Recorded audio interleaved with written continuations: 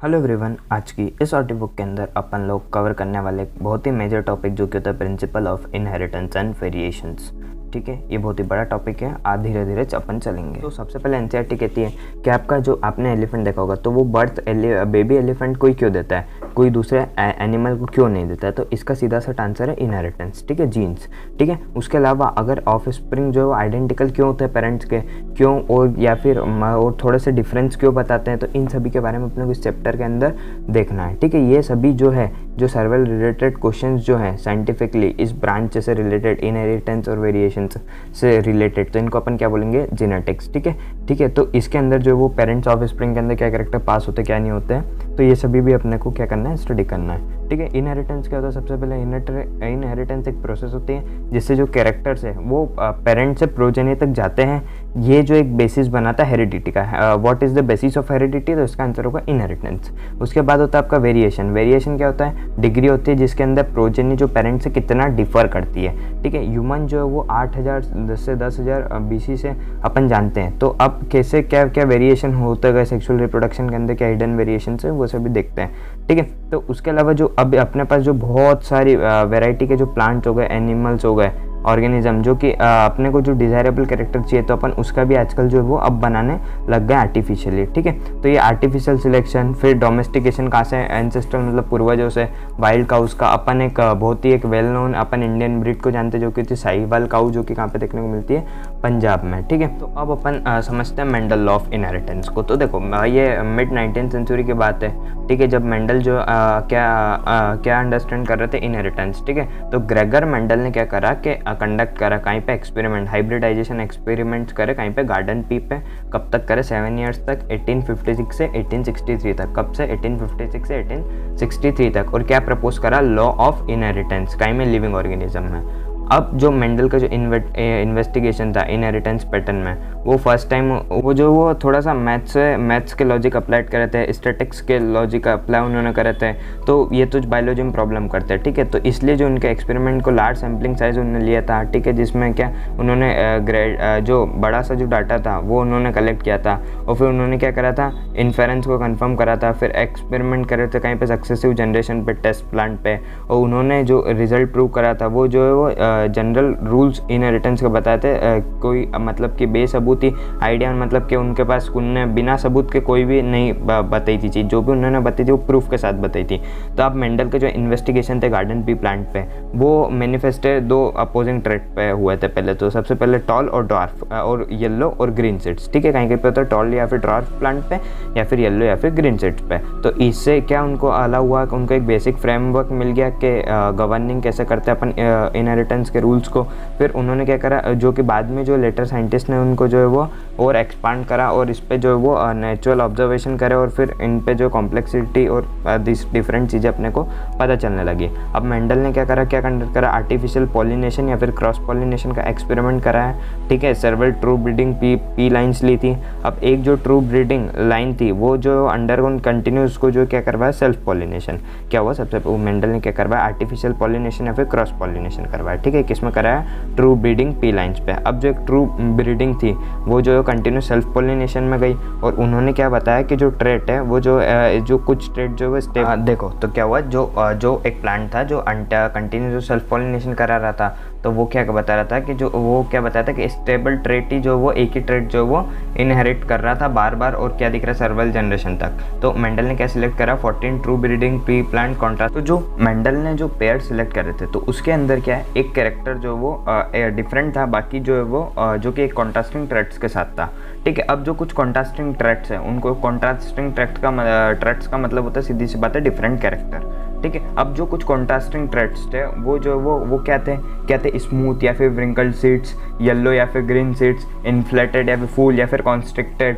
ठीक है, ग्रीन या फिर येलो पॉट्स, टॉल और ड्वार्फ, इस टाइप के थे। ठीक है, तो अब मेंडल ने जो कॉन्ट्रास्टिंग ट्रेड की जो स्टडी करी, ठीक है, और कैरेक्टर के अंदर क्या क्या कॉन्ट्रास्टिंग ट्रेड निकले वो भी उन्होंने बताया। देखो, कैरेक्टर सबसे पहले स्टेम हाइट, तो स्टेम हाइट के अंदर 2 टाइप के कॉन्ट्रास्टिंग ट्रेड थे, डिफरेंट कैरेक्टर, जो कि क्या थे, टॉल और ड्वार्फ। उसके बाद फ्लावर कलर सेकंड, तो उसमें क्या था, वॉयलेट और वाइट। फिर फ्लावर पोजीशन में कहते हैं एक्सियल और टर्मिनल, फिर उसके बाद पॉट शेप में कहते हैं इन्फ्लेटेड और कॉन्स्ट्रिक्टेड, उसके बाद पॉट कलर में कहते हैं ग्रीन या फिर येलो, फिर सीड शेप में कहते हैं राउंड या फिर व्रिंकल्ड, और फिर सीड कलर में कहते हैं येलो या फिर ग्रीन। ठीक है, अब अपन बात करते हैं इनहेरिटेंस ऑफ वन जीन। अब अपन एग्जांपल लेते हैं, ठीक है, एक इसी टाइप के हाइब्रिडाइजेशन एक्सपेरिमेंट का, जिसमें मेंडल ने क्या करा, क्रॉस करा टॉल और ड्वार्फ पी प्लांट को क्या करने के लिए, स्टडी करने के लिए इनहेरिटेंस किसका, वन जीन का। ठीक है, उसने क्या करा, कलेक्ट करी सीड जो कि प्रोड्यूस हुई जब उनने क्रॉस कराया, तो उसके रिजल्ट में जो उनको सीड्स मिले वो उन्होंने कलेक्ट करी, फिर उनको वापस ग्रू करा, फिर ग्रू करा तो उससे क्या हुआ, जनरेट हुए प्लांट्स। फिर फर्स्ट हाइब्रिड जनरेशन उनको मिली, तो जो फर्स्ट हाइब्रिड जनरेशन उनको मिली तो उन्होंने बोल दिया उसको F1 प्रोजेनी या फिर फिलियल प्रोजेनी। ठीक है, उसके बाद क्या करा, मेंडल ने ऑब्जर्व करा F1 प्रोजेनी के अंदर जो प्लांट्स है वो टॉल है, जो कि पेरेंट्स के से सिमिलर है, कोई भी ड्वार्फ नहीं हुआ है। ठीक है, ये सिमिलर हुआ। अब उन्होंने क्या करा कि F1 जनरेशन हमेशा, उन्होंने क्या एक अपना बोला कि F1 जनरेशन हमेशा या फिर जो दो पेरेंट्स है उसमें से एक पेरेंट्स की कैरेक्टर वो दिखाएगा, ठीक है, और दूसरे पेरेंट का जो कैरेक्टर है वो उसमें आपको देखने को नहीं मिलेगा। फिर मेंडल ने क्या करा, सेल्फ पॉलिनेट करा कहीं को टॉल F1 प्लांट्स को, और वो सरप्राइज हुए जब उन्होंने F2 जनरेशन जब उनको मिली तो उसके अंदर ऑफ स्प्रिंग जो है ना ड्वार्फ भी आए। तो अब कैरेक्टर जो F1 जनरेशन के अंदर अपने को देखने को नहीं मिला, लेकिन वो जो कैरेक्टर वो F2 के अंदर देखने को मिला। F2 के अंदर क्या 1/4 जो है वो ड्वार्फ आया, मतलब 4 प्लांट अगर निकले तो एक जो है ड्वार्फ आया और 3 जो है वो टॉल आए। ठीक है, अब जो टॉल और ड्वार्फ ट्रेड्स वो जो है वो आइडेंटिकल है, उनके पेरेंट टाइप है, वो ज़्यादा उन्होंने ब्लेंडिंग मतलब कुछ भी डिफरेंस नहीं बताए थे, पेरेंट्स के जैसे ही थे। तो अब ये जो ऑफ स्प्रिंग है वो टॉल भी हो सकते थे, ड्वार्फ भी हो सकते थे, लेकिन कुछ भी इन दोनों के बीच में उनको देखने को नहीं मिला कि कोई मीडियम हाइट का हो। तो इसी टाइप के रिजल्ट जो ऑब्टेन हुए अदर ट्रेड्स भी जब उन्होंने स्टडी करी। अब एक पेरेंटल ट्रेड जो एक्सप्रेस्ड हुआ कहीं में F1 जनरेशन में, और जब F2 स्टेज के अंदर जब देखा तो जो रेशो है वो 3:1 का है, 3 टॉल और 1 ड्वार्फ। अब ये जो कॉन्ट्रास्टिंग ट्रेड है इन्होंने जो है ना F1 या F2 जनरेशन दोनों जनरेशन में देखे अगर अपन, तो कोई भी ब्लेंडिंग नहीं बताई, जैसे पेरेंट्स से वैसे सिमिलर टू सिमिलर है। अब इस ऑब्जर्वेशन में मेंडल ने जो वो प्रपोज करा कि कुछ चीज़ है जो कि बिल्कुल चेंज नहीं होती और वो पेरेंट्स ऑफ स्प्रिंग में जो है वो पास्ड आउट होती है। कैसे पास्ड आउट होती है? Through gametes. कब तक होती है? सक्सेसिव जनरेशन तक। तो मेंडल जो अपन अभी जीन्स के नाम से जानते हैं, तो मेंडल ने उस टाइम उनको जो फैक्टर का नाम दिया जो कि एक जनरेशन से दूसरी जनरेशन में ट्रांसफ़र होता है। ठीक है, तो इसीलिए अगर आपसे क्वेश्चन आता है कि what is the unit of inheritance, तो genes are the unit of inheritance. अब इनके पास जो जीन्स होते हैं उनके पास क्या होता है, इन्फॉर्मेशन होती है जो कि रिक्वायर्ड होती है एक्सप्रेस करने के लिए क्या पर्टिकुलर ट्रेट ऑर्गेनिज्म के अंदर। अब जीन्स जो कोड करते हैं काई के लिए, पेयर ऑफ कॉन्ट्रास्टिंग कैरेक्टर के लिए, उनको क्या बोलेंगे? अलील। ठीक है, जीन जो कि कोड करते हैं एक पेयर ऑफ कॉन्ट्रास्टिंग ट्रेट के लिए उसको बोलेंगे अलील, जो कि स्लाइटली डिफरेंट फॉर्म ही होते हैं जीन के। ठीक है, अलील क्या होते हैं? जीन के ही दूसरे फॉर्म होते हैं। अब अगर अपन अल्फ़ाबेटिक सिंबल को अगर यूज़ करते हैं ईच जनरेशन को शो करने के लिए, तो जो कैपिटल लेटर जो यूज़ होता है ना, वो जो ट्रेट एक्सप्रेस्ड हो गए F1 जनरेशन के अंदर या तो उनको बोल देंगे अपन जो अपने को एक्सप्रेस होते हुए दिखते हैं ट्रेट्स, उनके लिए अपन जो है कैपिटल लेटर्स यूज़ करते हैं, और फिर स्मॉल लेटर्स जो अपन जो कैरेक्टर एक्सप्रेस नहीं हो उसके लिए। जैसे कि एक एग्जांपल दिया हुआ कि जो कैरेक्टर की जो हाइट है जो एक्सप्रेस हुई है, तो जो बड़ा वाला जो टी होता है कैपिटल टी, उसको टॉल के लिए यूज़ करते हैं और स्मॉल टी को यूज़ करते हैं ड्वार्फ के लिए। ठीक है, ये टी और टी, ये जो एक ट्री है जो टॉल है, मतलब एक कैपिटल टी है जो कि टॉल है, ये हो गया एक अलील। उसके बाद एक छोटा टी है जो कि ड्वार्फ के लिए, ये भी हो गया एक अलील। ठीक है, तो ये जो प्लांट्स के अंदर क्या होता है, पेयर ऑफ अलील। ठीक है, जहाँ पे डिपेंड करता है। अब ये पेयर कैसे भी हो सकते हैं, 2 कैपिटल टी, एक कैपिटल टी, एक स्मॉल टी, 2 स्मॉल टी। ठीक है, तो मेंडल ने क्या प्रपोज करा कि जो ट्रू ब्रीडिंग है उसके अंदर टॉल या फिर ड्वार्फ भी वेराइटीज़ जो है वो अलीलिक पेयर ऑफ जीन्स में जो प्रेजेंट होती है कहीं के लिए हाइट के लिए, तो वो आइडेंटिकल या होमोलोगस होगी, मतलब सेम होगी, मतलब कैपिटल टी या फिर स्मॉल टी, तो इसको बोलेंगे अपन होमोजाइगस।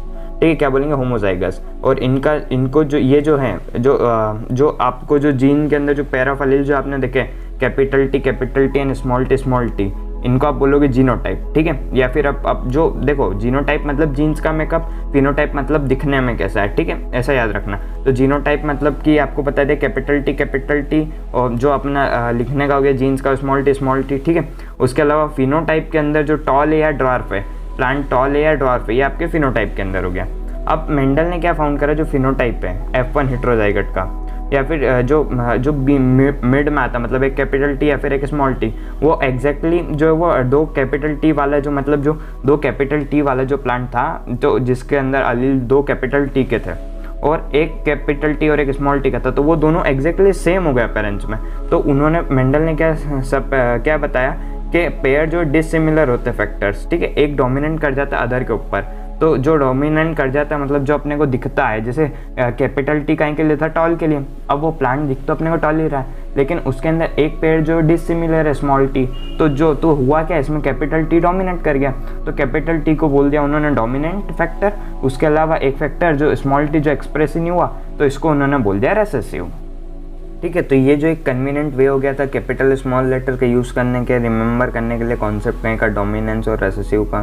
ठीक है, तो ये मतलब जो है वो आसानी अपने को प्रोवाइड करता है। अब अलील जो सिमिलर होंगे किस के केस में, होमोजाइगस, जो कि कैपिटल टी या फिर होंगे तो स्मॉल टी। लेकिन हेट्रोजाइगस के केस में एक कैपिटल टी एक स्मॉल टी, ये हेट्रोजाइगस हो जाएगा, दोनों अलील जो है वो डिसिमिलर हो जाएंगे।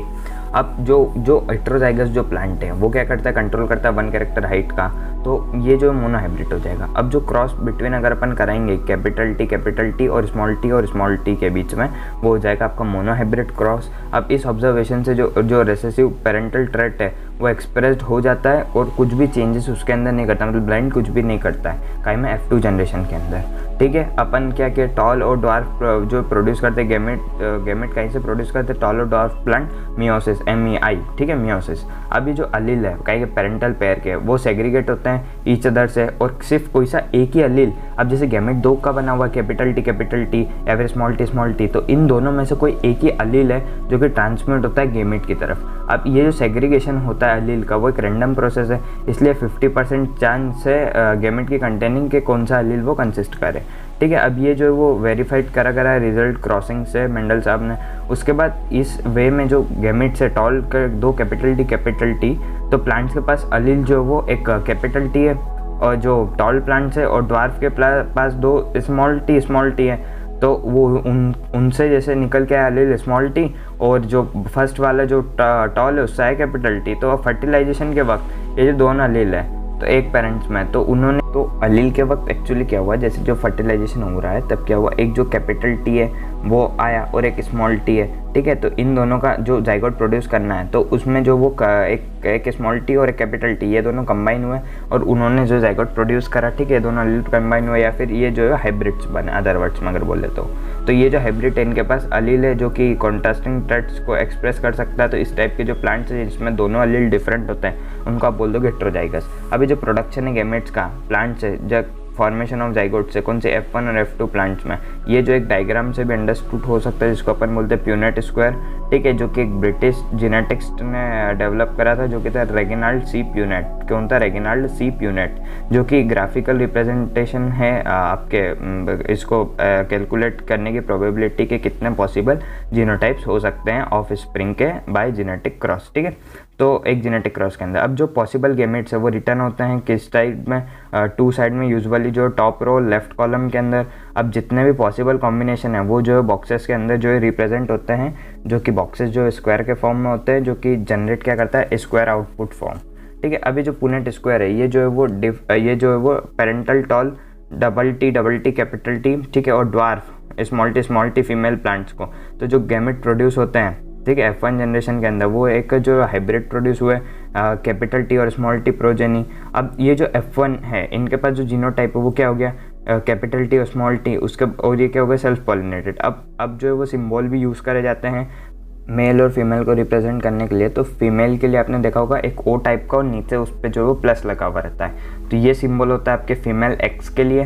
उसके बाद मेल पोलेन के लिए होता है वैसे ही O बना हुआ रहता है, लेकिन उसके ऊपर एक एरो टाइप का निशान होता है, आपने यूजुअली फ़ोन वगैरह में भी यूज़ करा होगा F1 जनरेशन के लिए। अब F1 प्लांट का जो जीनोटाइप है वो टी कैपिटल टी और स्मॉल टी आया, जब उसको सेल्फ पॉलिनेट करा, उसने क्या करा, गैमेट को प्रोड्यूस करा जीनोटाइप से, एक कैपिटल टी और स्मॉल टी जो कि इक्वल प्रपोर्शन में थे। मतलब जब फर्टिलाइजेशन हुआ तो जो 50% चांसेस थे पॉलिनेट एक्स के कहीं से पॉलिनेट होने के कैपिटल टी से, और साथ ही में स्मॉल टी, मतलब 50-50 दोनों चांसेस थे। अब जो पोलन ग्रेन का जो जीनोटाइप है, अगर वो स्मॉल टी था तो उसके भी 50% चांसेस थे कि वो एक को पॉलिनेट कर दे, और अगर बड़ा कैपिटल टी भी अगर होगा तो वो भी जो है उसके भी जो 50% चांसेस थे। अब फिर इस टाइप के जाइगोट में जो रिजल्ट क्या क्या आ सकते हैं, तो रिजल्ट आ सकते हैं एक तो कैपिटल टी, एक कैपिटल टी स्मॉल टी और दो स्मॉल टी। मतलब इन्होंने क्या करा, एक हाइब्रिड लिए, तो उनसे ये जो 3 रिजल्ट जो पॉसिबल हो सकते हैं, ठीक है, दोनों एग और अगर दोनों हाइब्रिड है तो भी उनसे ये जो है वो रिजल्ट अपन एक्सपेक्ट कर सकते हैं। अभी जो प्यूनेट स्क्वायर से अपन जो इजीली समझ सकते हैं कि जो 1/4 है जो रैंडम फर्टिलाइजेशन लीड होता है कैपिटल टी, तो इसमें अंदर एक प्रपोर्शन बताया गया है कि अगर प्यूनेट स्क्वायर से अपन देखें तो जो इस फर्टिलाइजेशन के अंदर जो पॉसिबिलिटी वो क्या है कि जो कैपिटल टी है वो 1/2, वो जो है वो 1/4 आ सकता है कैपिटल टी, ठीक है, 1/4। उसके बाद जो कैपिटल टी स्मॉल टी है वो 1/2 और जो पॉसिबिलिटी स्मॉल टी की वो 1/4 है, ठीक है। तो जो F1 के पास जो जीनोटाइप होगा वो क्या होगा, कैपिटल टी स्मॉल टी, लेकिन फिनोटाइप कैरेक्टर जो वो क्या दिखेगा अपने को, दिखने में कैसा रहेगा, टॉल। अब F2 के अंदर जो 3/4 जो प्लांट होंगे वो टॉल ही होंगे, ठीक है, जिसके अंदर क्या होगा, जिसके अंदर मतलब ऐसा समझ सकते हो आप, 2 के अंदर तो जो है वो कैपिटल टी स्मॉल टी और एक के अंदर दोनों कैपिटल टी और अदर, और बाकी उसके बाद जो एक जो बच रहा है 4th वाला वो ड्वार्फ होगा जिसमें 2 स्मॉल टी होंगे। एक्सटर्नली ऐसा पॉसिबल नहीं है कि प्लांट्स के पास कौन सा जीनोटाइप है, कैपिटल टी या कैपिटल टी स्मॉल टी, ऐसा बताने का, ठीक है। तो ये तो जीनोटिपिक अपने को पेयर ही देखना पड़ेगा तभी अपन समझ पाएंगे, ठीक है। अब ये जो कैरेक्टर अगर टी है, अगर कैपिटल टी अगर डोमिनेंट कर जाता है तो उसको अपन डॉर्फ बोल देंगे, ठीक है, अगर छोटे अलील मतलब जो स्मॉल टी है उसके आगे, ठीक है। अब ये जो डोमिनेंस होता है एक कैरेक्टर का दूसरे कैरेक्टर के ऊपर, ठीक है। अब F1 के अंदर क्या हो गया, सारे टॉल आए थे और F2 के अंदर 3/4 ऑफ द प्लांट जो टॉल आए थे। तो अब इससे जो एक फिनोटिपिक रेशो क्या बन गया है, 3:1, ठीक है। फिनोटिपिक रेशो 3:1 मतलब 3 टॉल और 1 ड्वार्फ। और जो जीनोटिपिक रेशो है वो क्या बन गया, 1:2:1, 1:2:1 मतलब कि 2 कैपिटल टी, 1 जो है वो कैपिटल टी, बाकी जो 1:2 मतलब एक कैपिटल टी एक स्मॉल टी और 1 वापस 2 स्मॉल टी। अब इसको जो है एक इक्वेशन से भी रिप्रेजेंट करा जाता है, ठीक है, मैथमेटिकली, जो कि रेशो कैसे होता है 1/4:1/2:1/4। तो इसको कैसे रिप्रेजेंट अपन करते हैं, तो 1/2 टी प्लस में 1/2 कैपिटल टी प्लस में 1/2 स्मॉल टी का होल स्क्वायर इक्वल टू में 1/2 टी प्लस में 1/2 स्मॉल टी, ठीक है, इंटू 1/2 कैपिटल टी प्लस में 1/2 small T is equal to 1/4 both capital T plus में 1/2 1 capital T and 1 small T plus में 1/4 2 small T, ठीक है, ऐसे रिप्रेजेंट किया जाता है। उसके बाद अब क्या करा मेंडल ने, जो सेल्फ पॉलिनेट करा किसको, F2 प्लांट्स को। क्या फाउंड करा कि जो ड्वार्फ प्लांट F2 वो कंटिन्यू क्या कर रहे हैं, वो F2 जो ड्वार्फ प्लांट्स वही F3 और F4 जनरेशन तक जो है वो ड्वार्फ प्लांट ही दे रहे। तो अब उन्होंने क्या कंक्लूड करा कि जो जीनोटाइप है ड्वार्फ का वो होमोजाइगस है 2 स्मॉल टी, ठीक है। तो अब इन सब से अपन क्या क्लियर करके जो जीनोटाइप रेशो है वो कहीं से कैलकुलेट होता है, मैथमेटिकल प्रोबेबिलिटी से, ठीक है। जैसे अपने फिनोटाइप देख लिया तो ये पॉसिबल नहीं है कि कौन सा जीनोटाइप कंपोजिशन है ये डिटरमाइन अपने को करना है, क्योंकि फिनोटाइपिक सेम होता है, लेकिन हो सकता है कि जीन्स में अंदर जो डिफर कर रहे हो। तो अगर आपको जीनोटाइप डिफर करना है टॉल प्लांट का F2 में, तो मेंडल ने क्या करा, जो टॉल प्लांट था F2 का उनको जो एक ड्वार्फ प्लांट के साथ जो वो क्रॉस कराया, जिसको उन्होंने टेस्ट क्रॉस बोल दिया। तो अब इस टिपिकल टेस्ट क्रॉस के अंदर जो वो पी प्लांट थे, तो उसने क्या डोमिनेंट फिनोटाइप बताया जिसका जीनोटाइप जो वो डिटरमाइन करना था उनको। तो उन्होंने क्रॉस करा किससे, रेसेसिव पेरेंट से, जो सेल्फ क्रॉसिंग करी। तो अब ये जो प्रोजेनी है, तो इस टाइप के जो क्रॉस है वो इजीली जो एनालाइज हो गई और उन्होंने क्या करा, प्रेडिक्ट कर सके वो जीनोटाइप ऑर्गेनिज्म का क्या है, ठीक है। तो अब मैं बात करता हूँ, अगर ये जो मोनोहाइब्रिड क्रॉस हुई थी तो इसके बेसिस में मेंडल साहब ने जो है वो 2 लॉ दिए, ठीक है। एक होता है लॉ ऑफ डोमिनेंस और लॉ ऑफ सेग्रीगेशन, ठीक है। ये कहीं के प्रिंसिपल या फिर लॉ बोल सकते हैं, इनहेरिटेंस के 2 लॉ होते हैं, ठीक है, मेंडल साहब के मोनोहाइब्रिड क्रॉस के अंदर, लॉ ऑफ डोमिनेंस और लॉ ऑफ सेग्रीगेशन। तो अब लॉ ऑफ डोमिनेंस के अंदर उन्होंने क्या बताया कि कैरेक्टर जो है वो कंट्रोल होते हैं कहीं से डिस्क्रीट यूनिट्स, जो कि फैक्टर, जो कि आज की तारीख में अपन जीन्स के नाम से जानते हैं। फिर ये फैक्टर जो हमेशा अकेले नहीं होता, हमेशा पेयर में ही होता है। अब जो डिसिमिलर फैक्टर अगर होंगे तो एक पेयर जो डोमिनेंट कर जाएगा और एक जो है रेसेसिव रह जाएगा।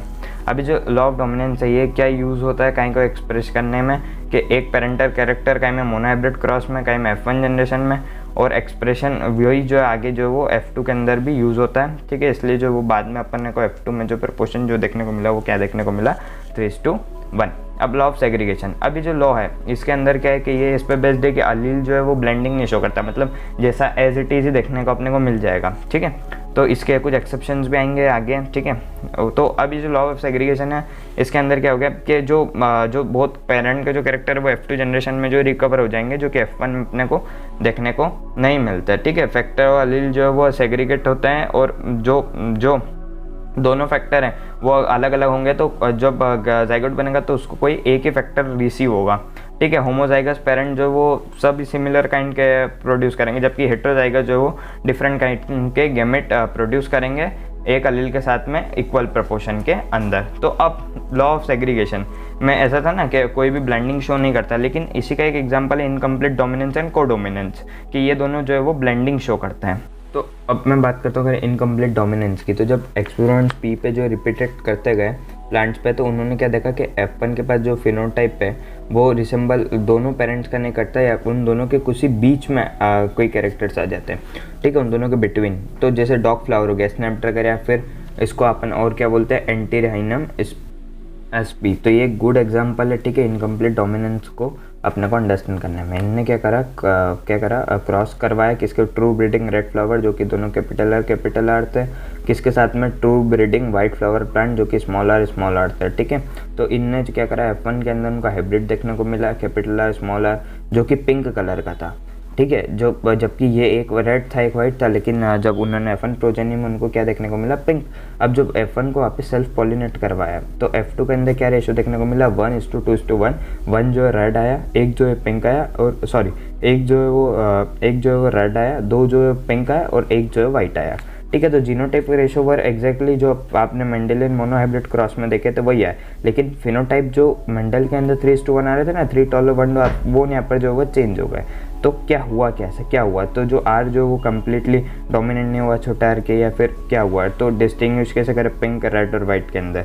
तो इस कॉन्सेप्ट को एक्सप्लेन करने के लिए कि आखिर क्या है डोमिनेंस, तो हर एक जीन के अंदर जो क्या कंटेंट करते हैं इन्फॉर्मेशन अपने आप को एक्सप्रेस करने के लिए पर्टिकुलर ट्रेट। अब जैसे डिप्लॉइड ऑर्गेनिज्म है तो उसके अंदर क्या होती है 2 कॉपीज होती है हर एक जीन की, किसके फॉर्म में पेयर ऑफ अलील। अब ये जो दोनों अलील है वो हमेशा आइडेंटिकल हो, मतलब हेटेरोजाइगस के अंदर वो पॉसिबल नहीं है, ठीक है। एक तो जो वो डिफरेंट होगा, क्यों, कुछ चेंजेस के कारण, ठीक है, अंडरगोन हुआ है, जो कि क्या मॉडिफाई करता है इन्फॉर्मेशन को अलील के, ठीक है। तो टाइम के साथ जो कुछ अलील्स के अंदर चेंजेस होते हैं जिस कारण से यहाँ पे अपने को जो ब्लेंडिंग देखने को मिली। अब एक एग्जांपल लेते हैं अपन, जो कि एक एंजाइम का है, मतलब 2 कॉपी होती है जीन की, ठीक है। तो ये जो एंजाइम है, ठीक है, एक नॉर्मल एंजाइम है जो कि कहीं के लिए नीड करता है ट्रांसफॉर्मेशन कहीं के सबस्ट्रेट S का। तो थ्योरेटिकली जो मॉडिफाई अलील है वो रिस्पॉन्सिबल कहीं के लिए होगा प्रोडक्शन कहीं का नॉर्मल या फिर लेस एफिशिएंट एंजाइम, या फिर नॉन फंक्शनल, या फिर कोई एंजाइम भी नहीं, तो कोई एंजाइम वो प्रोड्यूस ही नहीं करे। तो जो फर्स्ट केस है उसके अंदर जो मॉडिफाइड अलील है वो किसके इक्विवेलेंट हो जाएगा, अनमॉडिफाइड अलील के।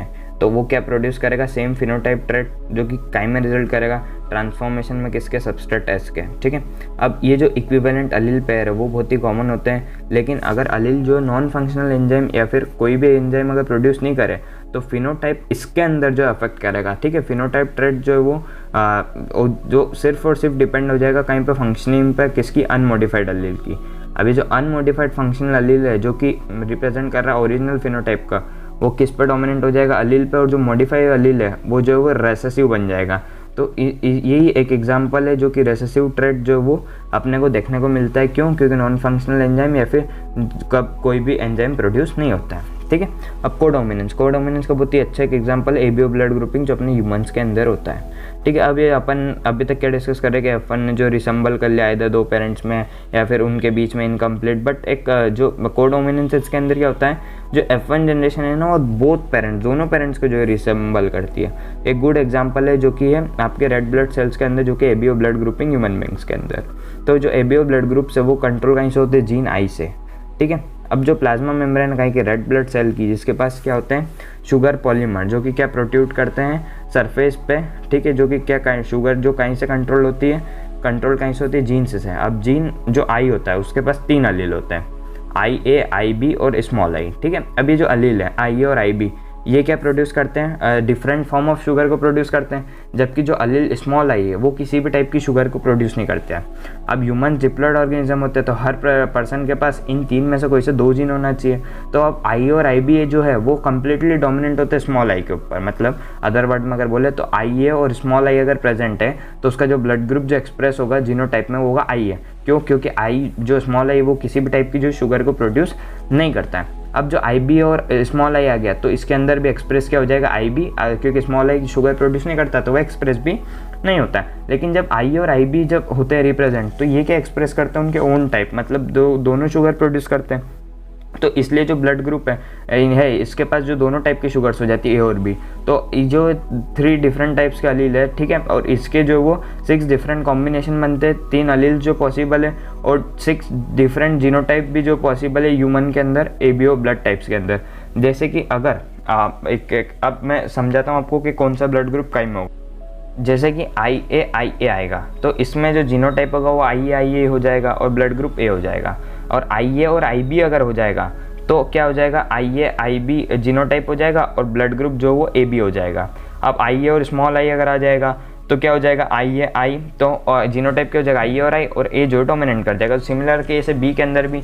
लेकिन अगर जो दो स्मॉल आई अगर आ गए तो 2 स्मॉल आई उसका जीनोटाइप अगर हो गया तो उसमें जो ब्लड ग्रुप है वो O हो जाएगा। ठीक है, अब आपने जो ब्लड ग्रुपिंग देखी तो ये गुड एग्जांपल प्रोवाइड क्या करती है मल्टीपल एलील की, तो इसका आंसर है यस। तो आप देख सकते हो कि मोर देन 2 जो है 3 एलील जो है वो एक ही कैरेक्टर को जो गवर्न कर रही है। ठीक है, अब जो इंडिविजुअल के अंदर कोई से भी 2 अलील अपने को देखने को मिलते हैं, लेकिन जब पॉपुलेशन में अगर देखते हैं तो अपने को जो मल्टीपल अलील्स देखने को मिलते हैं। अब ओकेजनली अगर अपन देखें तो सिंगल जीन जो है वो मोर देन 1 इफेक्ट जो है प्रोड्यूस कर सकता है। जैसे स्टार सिंथेसिस P के अंदर जो वो एक ही जीन से कंट्रोल होता है, जो कि इसके पास 2 अलील होते हैं, जो कि होता है एक कैपिटल B एक स्मॉल b। अब जो स्टार सिंथेसाइज जो होते हैं इफेक्टिवली कैपिटल B में होमोजाइगोट वो जो वो लार्ज स्टार ग्रेन उसके अंदर प्रोड्यूस होता है। अब जो कॉन्ट्रास्ट जो स्मॉल b है होमोजाइगस, तो उसके अंदर लेसर इफिशियंसी होती है स्टार सिंथेसिस की। ठीक है, कैपिटल B के अंदर ज़्यादा होती है। तो अब जैसे मैच्योरेशन होता है सीड्स का, तो जो कैपिटल B है वो कैसे होता है, राउंड। अब जो स्मॉल b की जो सीड्स है वो कैसे होती है, व्रिंकल्ड।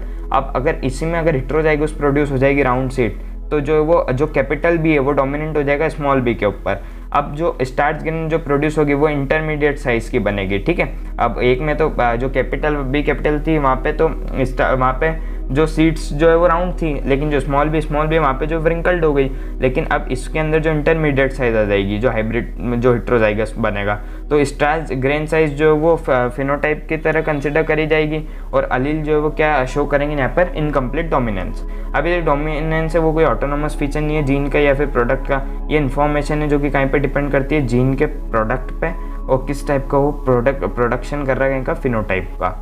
ठीक है, अब ये जो वो किसी भी पर्टिकुलर फिनोटाइप के लिए नहीं होती, कभी ये जो वो एक मोर देन 1 फिनोटाइप जो इन्फ्लुएंस हो जाता है सेम ही जीन्स से। सो अब अगर मैं बात करता हूँ इनहेरिटेंस ऑफ 2 जीन्स की, तो जब मेंडल ने वर्क करा किसके साथ, क्रॉस्ड पी प्लांट्स के साथ, और डिफरेंट जो देखा 2 कैरेक्टर के अंदर, ठीक है, तो क्रॉस करवा कहीं के पी प्लांट और उनकी सीड जो कलर है येलो कलर राउंड शेप के साथ, और 1 सीड जिसके पास के ग्रीन कलर और विंकल शेप थे। तो मेंडल ने क्या फाउंड करा रिजल्ट में, जो क्रॉस कराया तो येलो कलर और राउंड शेप सीड्स अपने को देखने को उनको मिली। ठीक है, तो इसमें क्या हुआ कि येलो कलर डोमिनेंट हो गया ग्रीन कलर के ऊपर, के राउंड शेप डोमिनेंट हो गया विंकल के अंदर। तो ये रिजल्ट जो है वो आइडेंटिकल थे, जो कि जब उन्होंने सेपरेट मोनोहाइब्रिड क्रॉस येलो और ग्रीन सीडेड प्लांट्स के अंदर जब उन्होंने करवाई। अब अपन सिंबल जो है वो इसके अंदर क्या यूज़ करा जाएगा, कैपिटल Y कहीं के लिए, डोमिनेंट येलो के लिए, और सीड कलर के लिए स्मॉल y। ठीक है, किसके लिए, रेसेसिव ग्रीन के लिए, और capital R round shape seeds के लिए और small r wrinkled shape seed के लिए।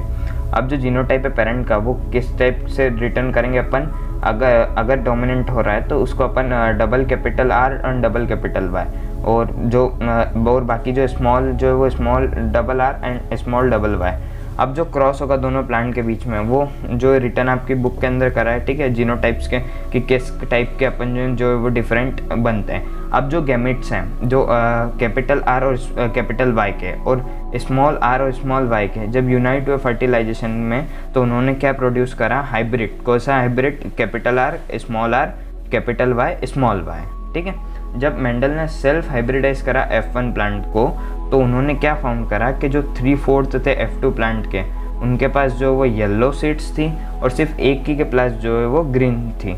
उसके बाद जो येलो और ग्रीन कलर है वो सेग्रीगेट कैसे हुए, 3:1 के रेशो में, round and wrinkled seed shape के अंदर, जो कि सेग्रीगेट हुए। और 3:1 जैसे मोनोहाइब्रिड क्रॉस का जैसे जो रेशो आया था ना, उसी हिसाब से इसका रेशो आया। तो इसमें क्या हो गया, थोड़ा सा उल्टा हो गया जो अपन आगे पढ़ के आए।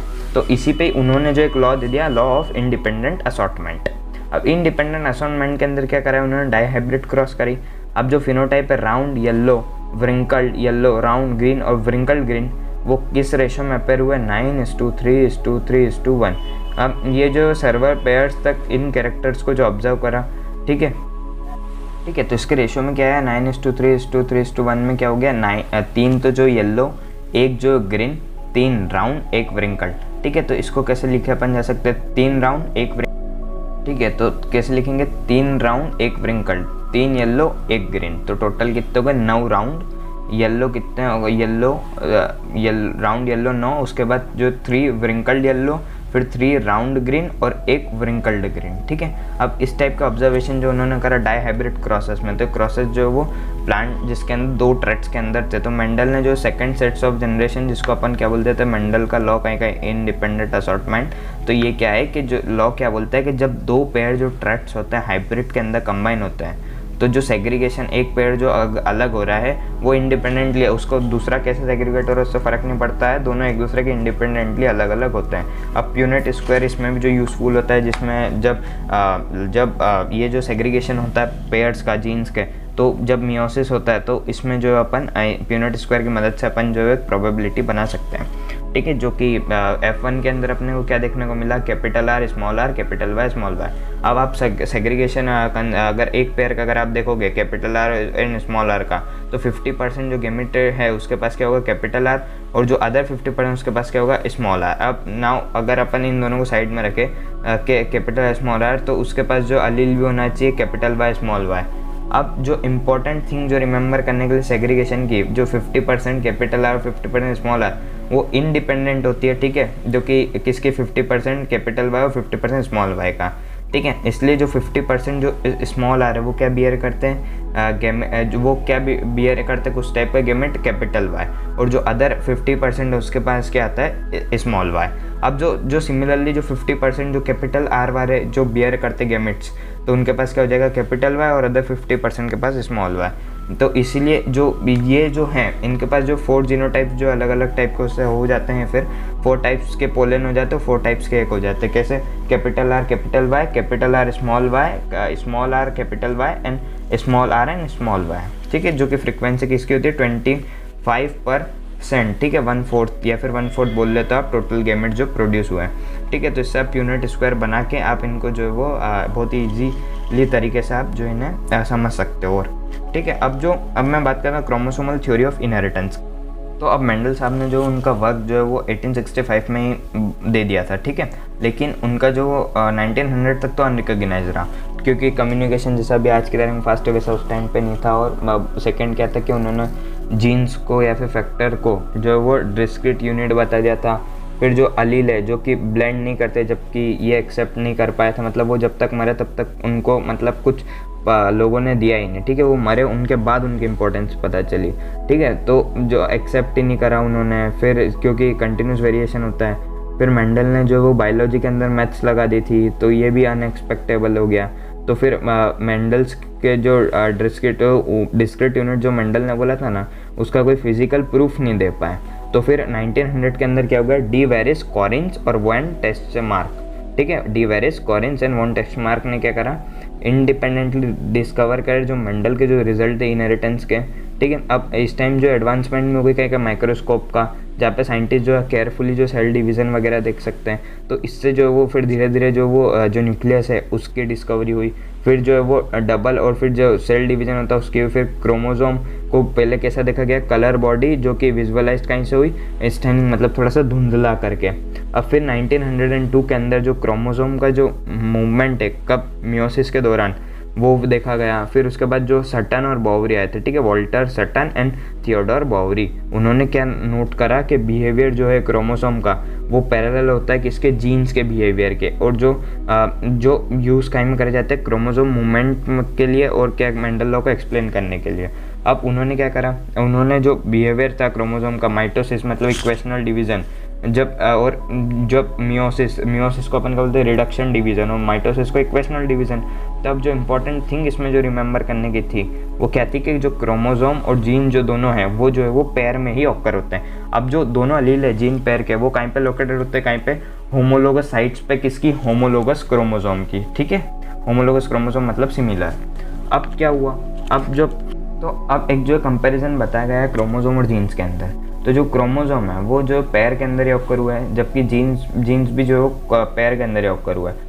अब जो क्रोमोसोम है वो सेग्रीगेट कब होता है, जब गेमेट का फॉर्मेशन करना हो, ठीक है, और जो दो पैर है तो उसमें से एक ही ट्रांसफ़र होता है। वहीं पर अगर बात करें जीन्स की तो वो भी सेग्रीगेट उसी टाइम होते हैं, और एक ही, और जो वो और इनके अंदर ही जो एक पेयर ही जो ट्रांसमिट होता है। अब जो इंडिपेंडेंट पेयर जो सेग्रीगेट करते हैं दोनों के इंडिपेंडेंटली, और एक पेयर जो सेग्रीगेट करता है इंडिपेंडेंटली अनदर के, ठीक है। अब जीन्स के अंदर क्या हो गया, जीन्स के अंदर जो वो दूसरे की परवाह ना करते वो सेग्रीगेट होता है, ठीक है, और क्रोमोसोम के अंदर भी सेम होता है, ठीक है। तो अब जब एनाफेज होता है किसका, मियोसिस 1 का, तो जो दो क्रोमोसोम अपन ने देखे जो अलाइन होते हैं मेटाफेज प्लेट पे, वो इंडिपेंडेंट होते हैं ईच अदर के। अब इसको अंडरस्टैंड करने के लिए जो क्रोमोसोम है डिफरेंट 4 कलर के, उनको जो है वो राइट और लेफ्ट कॉलम में बताया गया है, ठीक है। जब लेफ्ट कॉलम के अंदर मैं अभी बताऊंगा आपको, उसके अंदर पॉसिबिलिटी 1 आप देखना, ठीक है। उसके बाद जो ऑरेंज है, ऑरेंज और ग्रीन है, आपकी बुक्स के अंदर जो एक्सप्लेन किया वो उसके अंदर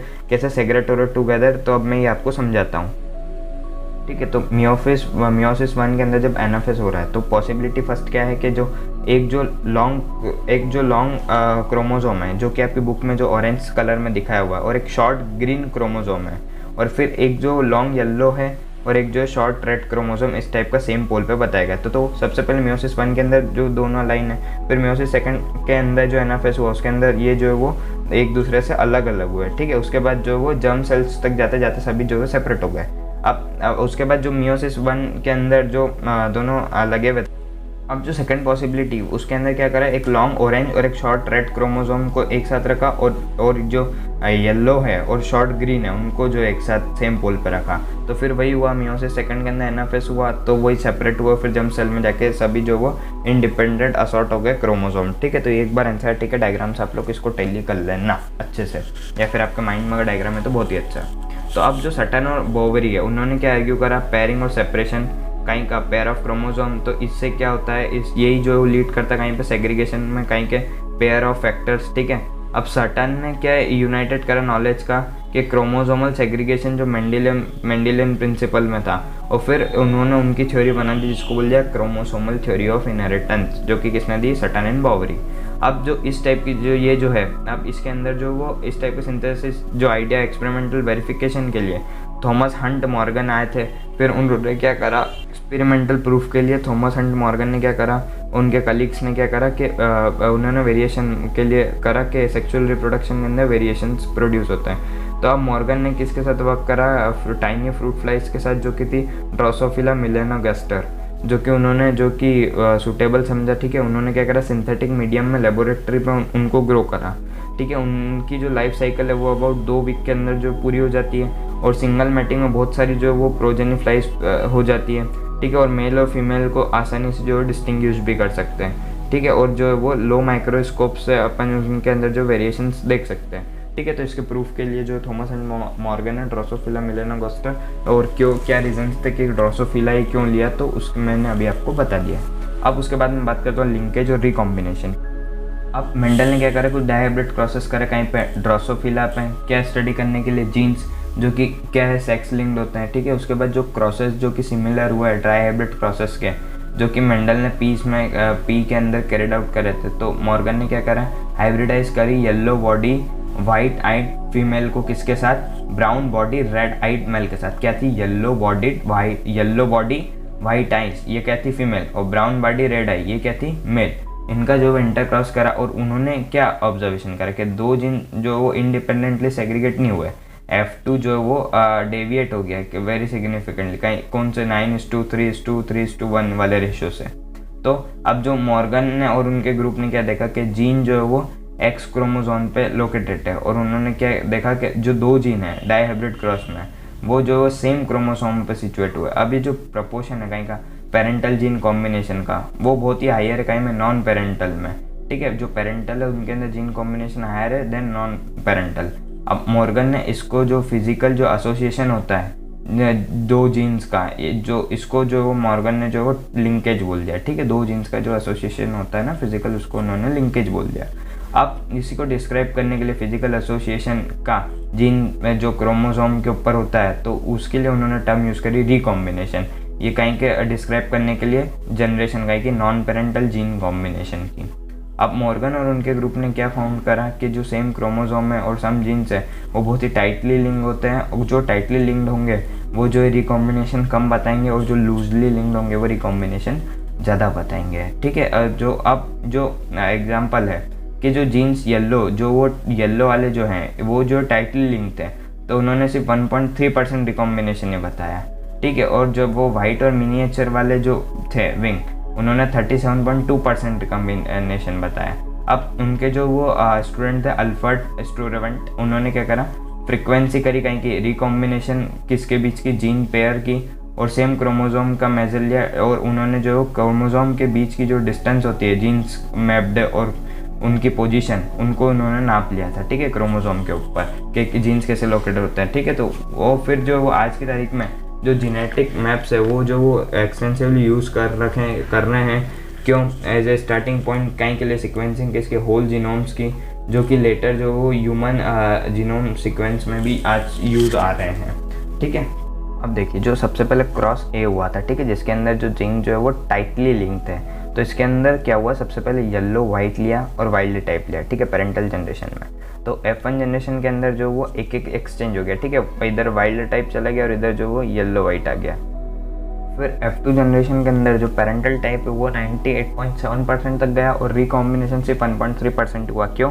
क्योंकि यहाँ पे लिंकेज जो टाइट है, ठीक है। अब जिसके अंदर wild type white yellow wild type white yellow इस टाइप के बने। से क्रॉस बी के अंदर क्या थोड़े से लूजली लिंक थे, तो इसमें क्या वाइट मिनिएचर और वाइल्ड टाइप लिए, तो जो इसके अंदर जो भी एक एक्सचेंज हो गया, शुरुआत में वाइल्ड टाइप और वाइल्ड मिनिएचर, उसके बाद जो है वो रिकॉम्बिनेशन ज़्यादा आया, ठीक है, पेरेंटल जो कम आया, पेरेंटल जो ओनली 62.8% ही आया, लेकिन जो रिकॉम्बिनेशन है वो 37% आया, ठीक है। वाइल्ड टाइप आया, ठीक है, उसके बाद miniature white wild type miniature white इस टाइप का आया, ठीक है। तो ये थोड़ा सा कॉन्सेप्चुअल चैप्टर है, ठीक है। इसके लिए आपको ऑडियो बुक्स के साथ NCERT भी एक आधी बार देखना पड़ेगी, क्योंकि कुछ डायग्राम्स है जो कि ऑडियो बुक में नहीं बताए जा सकते हैं, तो आप थोड़ा सा डायग्राम को सामने रखिएगा, ठीक है। तो आपको कैसी लगी ऑडियो बुक मुझे ज़रूर से बताएगा, और पार्ट 2 इसका हम जल्दी लेके आएंगे, जिसके अंदर अपन कवर करेंगे polygenic inheritance, pleiotropic sex determination syndromes and सारी चीज़ें, ठीक है। Thank you so much.